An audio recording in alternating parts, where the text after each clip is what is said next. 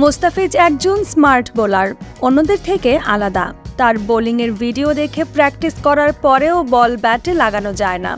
Slow বলের সাথে এতটা কাটার এবং সুইং একমাত্র মুস্তাফিজই করতে পারে। এরকম বোলার ক্রিকেটে খুব কম আছে।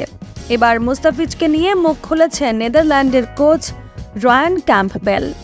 4 ওভারে 17টি ডট বল, শেষ 2 ওভারে মাত্র 3টি রান, মোট 12 রান দিয়ে একটি গুরুত্বপূর্ণ উইকেট।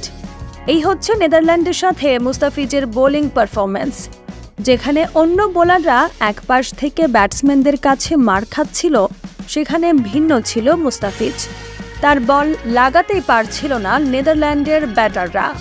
মূলত মুস্তাফিজের ডট বলের কারণেই 25 রানের জয় পেয়েছে বাংলাদেশ। মুস্তাফিজ যদি আরেকটু বেশি রান দিত তাহলে হয়তো হেরে যেত বাংলাদেশ, কিংবা খুব সামান্য ব্যবধানে ম্যাচ জিতত। তাই তো মুস্তাফিজকে নিয়ে অবশেষে মুখ খুলেছে নেদারল্যান্ডের কোচ রায়ান ক্যাম্পবেল।